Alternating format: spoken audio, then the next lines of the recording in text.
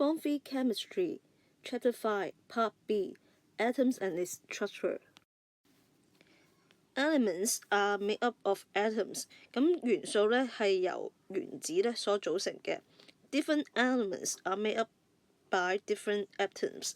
唔同嘅元素咧係由唔同嘅原子所組成。咁究竟乜嘢係 atoms 原子咧？就係一啲非常之細小嘅一啲 particles 嘅粒子嚟嘅，就好似呢個用顯微鏡放大咗咁樣，係非常之細小㗎。好，呢一個咧就係 structure of atoms 一個原子嘅結構嚟嘅。咁而喺最外層咧圍住個最外層不斷走嚟走去嘅咧，就係一個 negative charge 係一個帶負電荷嘅 electrons 電子。而喺個 nucleus 原子核中心位置嘅有兩樣嘢，一個咧就係 positive charge 帶正電荷嘅 proton 質子。而呢一個咧冇任何電荷嘅就係中子 neutron。咁而呢三個物質咧，邊一個係最輕咧？我哋可以睇呢一度啦，個 relative mass。咁咧原來最輕嘅咧就係 electron。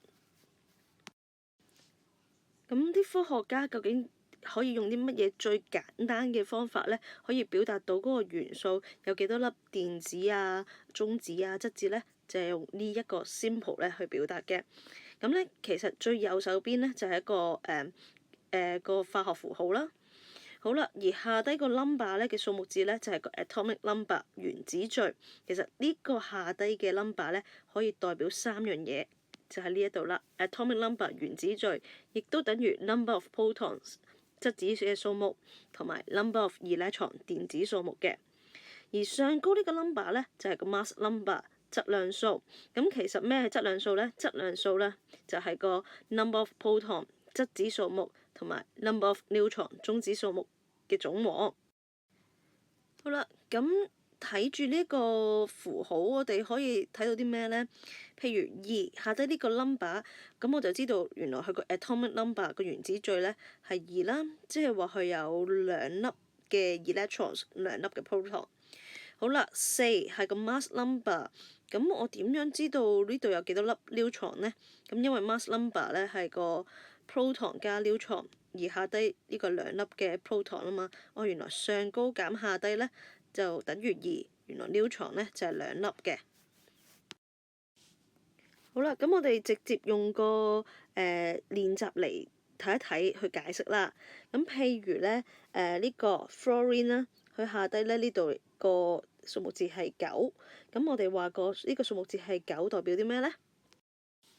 好啦，咁同學可以望一望我圈住嘅地方啦。原來嗰個數目字9咧就係代表個 atomic number 啦、proton 啦同埋 electron。咁所以我哋會見到呢3行咧寫嘅 number 係一模一樣嘅。好啦，至於個 neutron， 我哋又點樣去得知佢係10咧？咁其實咧，我咪講過啦，原來只要將上高嘅 number 同下低嘅 number 相減咧，其實就係個 neutron 數目嚟嘅。咁記住咯喎。